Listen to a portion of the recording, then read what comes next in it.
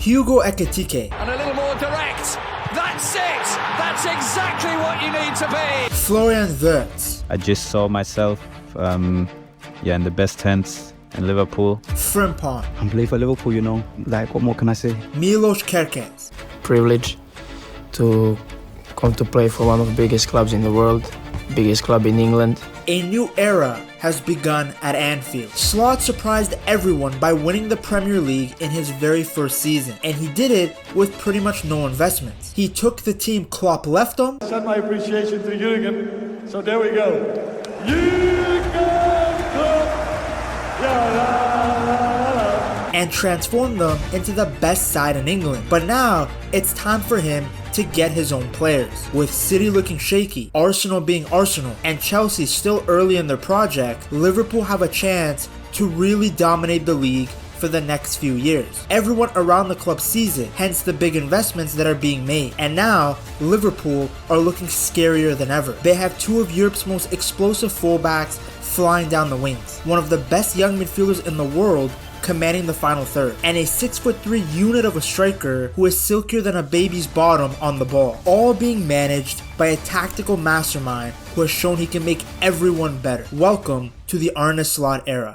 Liverpool had been targeting a number 9 all summer, and they finally got one of their targets. They completely bodied Newcastle, by the way. They told them, you either give us Isak or we are taking Ekitike. Ekitike is a unicorn of a striker. The last time I saw a player this big trying these type of skill moves was Zlatan. Not only is he a tall guy, but he's also one of the quickest players in the Bundesliga. He is lethal on counters. And no, he doesn't just look fast because he was playing farmers in the Bundesliga. Here's a goal he scored against Spurs in the Europa League. Ekitike working the shot and finding the bottom corner. He got 22 goals and 12 assists in all competitions for Frankfurt. Some of the goals are crazy, to be honest. Look at what he did to Ajax in the Europa League. Ekitike, excellent work, brilliant goal! Then he showed his speed and strength in the goal he scored against Hoffenheim. I actually think he would have scored way more goals in the 2025 season had Marmoush not gone to City in the January transfer window, because the two of them were playing so well. Look at this play right here, where Ekitike picks up the ball near the touchline, gets past multiple players, and then plays Marmoush through on goal. This should give Liverpool fans a lot of confidence, as I can see the Frenchman replicating this exact passage of play with Wirtz. His playmaking is why Ekitike is rated so highly, and why Liverpool wanted him. According to The Athletic, Ekitike was in the 95th percentile for key passes, the 94th percentile for shot creating actions, and the 93rd among all forwards for expected assists. So now imagine what he can do when he's surrounded by better players, because respectfully, there is a massive difference between passing the ball to Nathaniel Brown and passing it to Mo Salah. Because of how good he is on the ball, Ekitike attracted a lot of attention from defenders in the Bundesliga, and even in crowded areas, he was so quick with his decision making. For a big guy, it's quite impressive how soft his touch is in tight areas. Wow, that sentence sounds weird out of context, but you guys know what I mean. Having a player who is technically excellent, tall, and quick is a huge luxury, because the way Ekitike moves and plays, it allows everyone around him to join the attack. There's elements of Firmino in his game, in the way that he wants to facilitate and is unselfish. Of course, there are still a lot of areas that he can improve on. He can score goals, but he's not the best finisher yet. At times, he can almost be too skillful, trying to do too much. But that's fine, because Liverpool are getting a young striker who has the potential to become an absolute monster. His ceiling is super high. I mean, you can't even create a player like this in pro clubs. Someone who is both super tall and fast, and is skillful enough to get past multiple players. Just wish he was rotating with Jota up front, but unfortunately, life had different plans. Rest in peace, Jota, you will be missed, but never forgotten. Now, before looking for a striker, Liverpool had already reinforced other positions in the team. Klopp's revolution started with the fullbacks, Bellingham's boyfriend and Robertson. Now, Slot's revolution started the same way, with Kerkez and Frimpong. Let's start with Kerkez, a player who has wowed everyone from the moment he stepped onto the Premier League. Kerkez, the Hungarian machine on the left, brings that old school Robertson energy. Endless stamina. You know, be aggressive, also have a lot of energy, and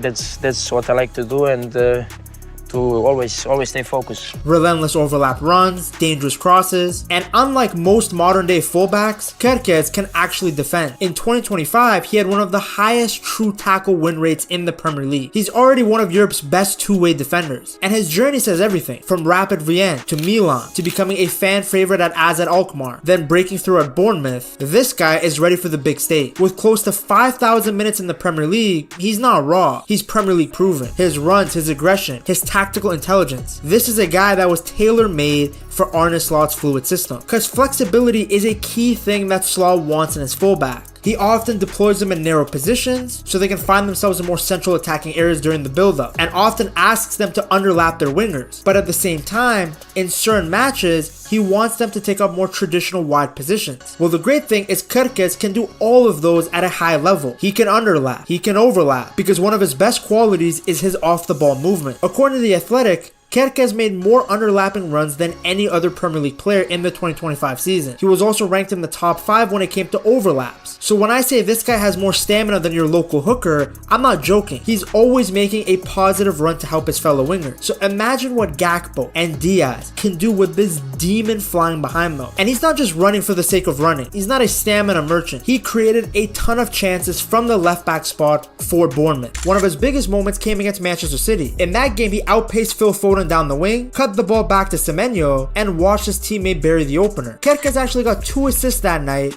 as Bournemouth absolutely slapped Guardiola's men. I remember this game. The stats don't do it justice. They completely demolished City. It was actually after that game that Iraola really praised his endurance. On top of assisting, Kerkez was now scoring goals as well. His first came in a 4-2 win over Wolves. Instead of a red card this time, he scored a thunderous strike that won Bournemouth's goal of the month. Square ball, top of the box. Tavernier lines one up, lays it off to Kerkez, who shoots, and Milos Kerkez scores. Then in January, he scored again, blasting in a stoppage time goal to cap a 4-1 win at Newcastle. Kerkez in space, left of the D. Kerkez lining up his man. Is he going to go for goal? Kerkez on his left foot. It's a 4. Oh my word! He had gone 6 times the amount of output he had gotten the previous season, and we were only midway through the 2025 year. A reason for that wasn't just because he got better, it was also that tactically he was playing higher up the pitch than before. At times under Iraola's system, Kerkez looked more like a left winger than a defender. He was positioned so high up the pitch, but he was allowed to do this because he had the athleticism and stamina to run back in case he lost the ball, or if Bournemouth lost the ball as a team. Iraola had a lot of faith in him, and thanks to his athleticism and the freedom given to him, Kerkez actually led his team in open play expected assists from crosses, and he was getting more touches in the final third than ever before. Defensively, he was doing great as well. He averaged 1.4 tackles per game, so he was a bit passive, but that's only because his positioning was good enough that he didn't need to jump in. He didn't have to lunge because he would just push the attacker to the sideline and then use his speed and aggression to push him away. That's why he won over 60% of his ground duels and rarely got beaten one-on-one. I remember I caught a few Bournemouth games and teams would literally go down the right-hand side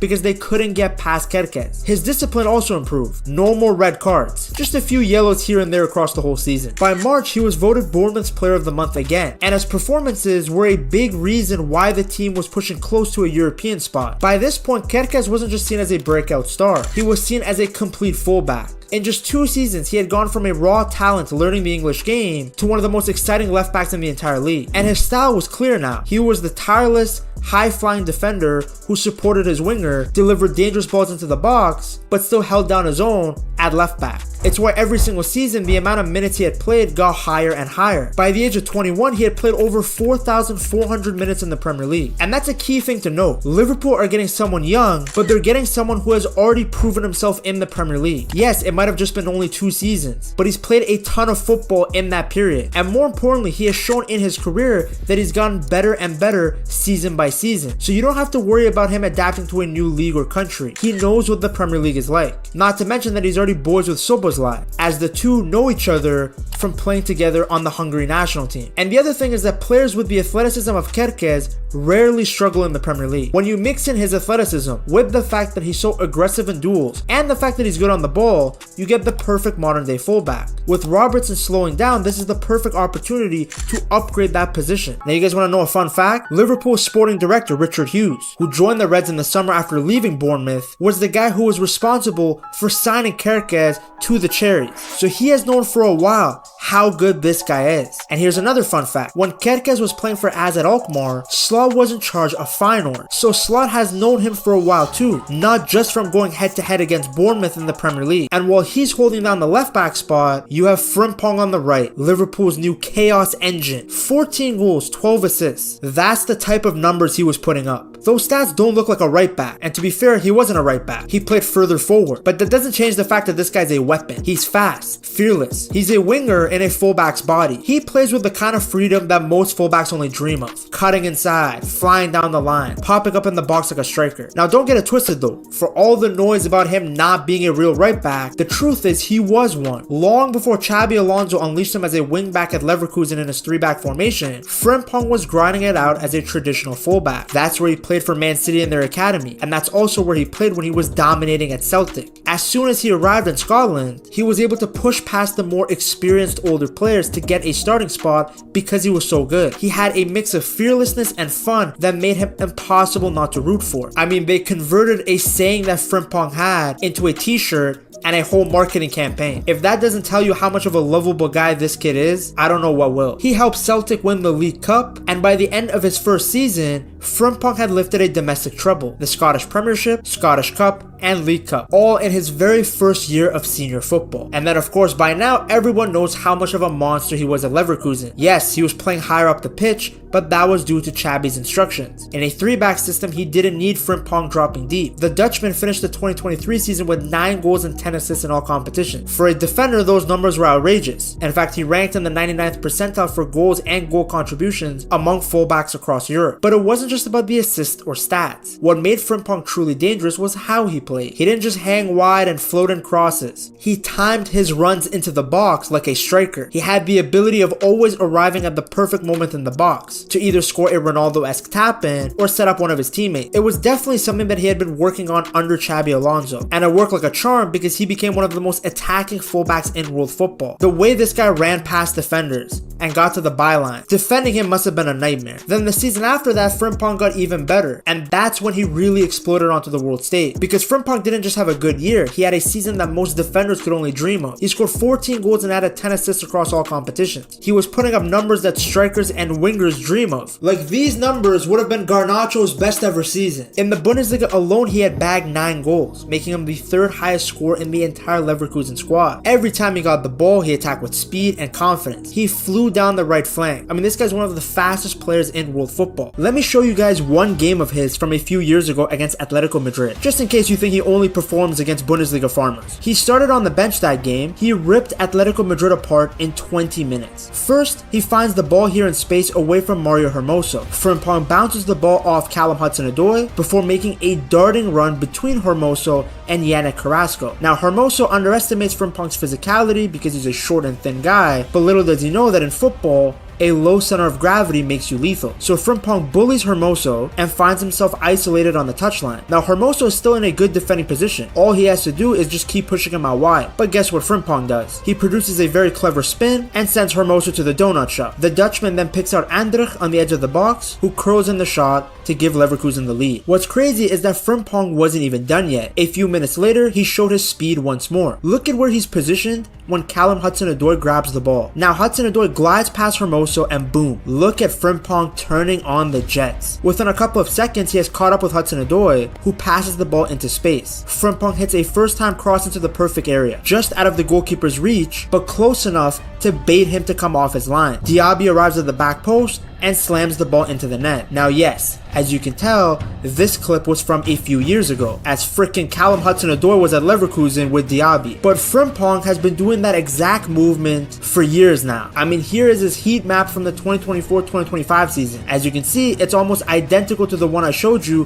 from 2023. Look at what he was doing against Stuttgart. Frimpong took his defender on, one-on-one, and used his pace to gain a yard and whip a near post cross into Patrick Schick, who flicked the header home. The two of them combined again against Borussia Dortmund. This time Frimpong got the ball out of his feet quickly and placed a low far post cross into the path of Schick. As you can see, a lot of variety in the way that Frimpong can deliver a cross. He'll be a flying machine that goes up and down and does doggies literally back and forth, and that's what he gives. So yeah, a great addition to the squad. And now at Liverpool, he's going to bring that same speed and verticality. Imagine Salah cutting in, Frimpong overlaps. Every left back in the league will be trembling. And when Salah's away at AFCON, Frimpong can play higher up. He's done it before. He actually plays as a right winger for the national team. Now Slaw will actually know all about Frimpong's versatility and his role in stretching the play, because he did cause a bit of trouble against Liverpool in the 2025 Champions League season. Yes, his goal was offside, and Liverpool did spank them 4-0, but the pace and power that Frimpong showed against Tsimikas was a reminder of what this guy can do. It was a taste of the damage that he can do on the right hand side, hence the reason why Liverpool didn't hesitate to bring him in. Now yes, he will need to tighten up his positioning now that he's playing in a back four, but Slaw knows how to protect attacking fullbacks. He did it with Trent, and with Konate covering him behind, he should be fine. Add in the fact that he has Dutch teammates all around, Frimpong will feel right at home. Two fullbacks, both young, both terrifying. Liverpool's flanks have been rejuvenated. Now while the fullback positions needed an upgrade, getting Wirtz was a massive statement to the rest of the Premier League, to the rest of the footballing world, because this guy is not a normal player. This is not a normal signing. This is a superstar in the making. He is one of the most talented attackers in world football, a gifted player who can create and score on his own. If you thought Frimpong was lighting up the Bundesliga, let me show you what Wirtz was doing. He was the Bundesliga player of the season as he helped Leverkusen go unbeaten and win the double, proving that he was no longer just a young talent. He was the real deal. He was the architect of everything good in their attack. In the Bundesliga, he had gotten 11 goals and 11 assists, averaging a goal involvement every 109 minutes. In the DFB Pokal, he added another 3 goals and 4 assists in just 6 matches. Across all competitions, Wirtz finished with an outrageous 18 goals and 20 assists. Not bad for someone coming off a year-long injury layoff. But he tore his ACL and came back better. Now the stats don't tell the full story. What made Wirtz so special was the way he played, dictating the tempo, breaking lines. This is a guy that makes defenders panic. Whether he's gliding past them in tight spaces or threading impossible passes through, he's always 2 steps ahead. His intelligence, his timing, his vision, it's all a lot higher than other midfielders. Under Alonso, Wirtz wasn't just a star, he was the entire system. And he showed it in the 2025 season where he was still dominant. So much so that 16 goals and 16 assists seemed like a low number for him. That's how good he is. In the Champions League, he had 6 goals in 9 matches. So again, this is not a player who just performed because he was in the Bundesliga. Over the 2 seasons, only Salah had more assists in Europe's big 5 domestic leagues than Wirtz. In the 2025 season, Doku was the only player to attempt more passes within the attacking third than Wirtz per 90 minutes. That's how much damage the German does. Not only will Wirtz help to fill the creative gap following Trent's move to Real Madrid to get better IG picks, but he also fits the profile of what Slot is looking for in terms of work ethic out of possession. He averaged 1.25 high turnovers per 90 minutes in all competitions in the 2025 season, which was the most among all Bundesliga players who logged in at least 1500 minutes of game time. So yes, he's very good on the ball, but he's not afraid of doing the dirty work. Kind of like Szoboszlai. For Liverpool fans who didn't get a chance to watch him in the Bundesliga, they got a glimpse of what he can do in the Nations League. The 22-year-old scored a nice headed goal in the 58th minute against Portugal. Wirtz was the first to react when the ball bounced loose near Germany's box. His pass had just been blocked, but he didn't panic. He quickly faked a move to create space and slid a pass to Joshua Kimmich. Then instead of standing still, he kept moving, quietly drifting into the box without anyone noticing. Kimmich saw it, chipped the ball over the defenders, and Wirtz was ready. He took it in stride and finished the move himself. Just what you'd expect from one of Germany's brightest talents. The slow motion replay actually makes the header look even better, a finish that most number 9s would be proud of. Is that where he could potentially play? Ever since the rumors began about him joining Liverpool, there were debates about where the Dutch Caillou would play him. On paper, the obvious answer seemed as the number 10, playing in between the lines, finding pockets of space, like he did for Leverkusen. But he could also do really well as a false 9 in a 4-2-4 system. Liverpool used it occasionally in the 2025 season with Diaz up front. No matter where he plays, he's gonna do damage. And Slaw wanted him because he wanted wanted to add new weapons to his squad, and there are few bigger creative ones in football than Wirtz. Cause while someone like Frimpong provides creativity and danger without the ball, Wirtz's damage comes from in possession. Look at what he did to the Sao Paulo defense. He picks up the ball from Alejandro Grimaldo in his sweet spot. This is the space where he's most dangerous. With a quick glance up, Wirtz drives straight at the defense. And just for a little bit of aura farming, he megs the defender like it's nothing. And then slots it past the keeper. How many attacking midfielders are able to replicate this play? Here he is doing damage against an even better opposition in the Champions League. Wirtz checks in to receive a pass. The guy who was supposed to be marking him in Barrios is too slow to react. So Wirtz plays a first time pass and spins around Barrios. When he receives the ball again,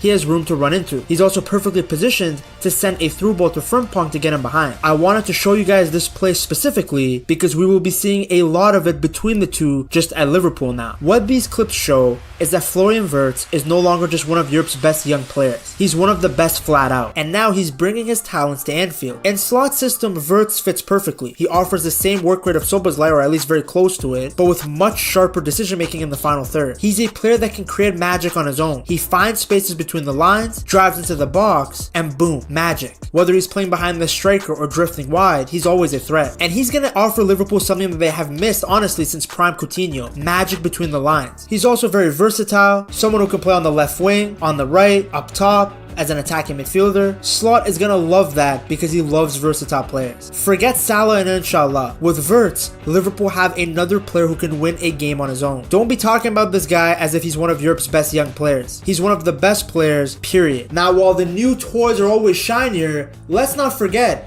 that Liverpool already have a solid base to work off of. Mohamed Salah was by far and away the best player in the Premier League. Nobody came close to this guy as he topped every stat you can think of. Goals, assists, goals plus assists, big chances created. Brother was carrying the golden boot and playmaker of the season like they were grocery bags. Not to mention he was also the player of the season. Can he replicate the same form? Who knows? But he has shown that he can take care of his body, so age shouldn't be an issue. With more speed and younger legs around him, there is no reason he can't continue to dominate. I remember Arne saying that it's impossible to have 3 Salahs. So you cannot have 3 Mo Salahs for one position. That is hard, but when you have players like Wirtz and Frimpong around him, you won't need 3 versions of him. As usual, we have seen Salah's consistency time and time again. He was still putting up 20 plus goals even in Liverpool's worst season. So even if he drops off, it's not going to be that big of a drop off. And then of course there's Van Dijk, the best center back in the world in my opinion. So comfortable on the ball, so dominant in the air. He will still be anchoring the defense with Konate. It's easily one of, if not the best center back partnerships in the Premier League. You are getting speed, strength, passing. There's barely any weakness in their game. And now on top of Alisson behind them, you are also going to have Mamardashvili. And the Georgian is a beast. I've seen him play for his country in big international tournaments, and I caught a few of his games at Valencia. He's a very good goalie, and now he will hopefully have to make less saves per game because of the 2 towers in front of him. Then of course, how can I forget the midfield? McAllister is really just an Argentinian Modric. He can put in a crunching tackle, but he's also a magician on the ball. There is a reason he was in everyone's Premier League team of the season. And of course, next to him, you have a man who had the biggest rejuvenation ever, Gravenberch. This guy's smoother than a baby's bottom on the ball. He took that number 6 role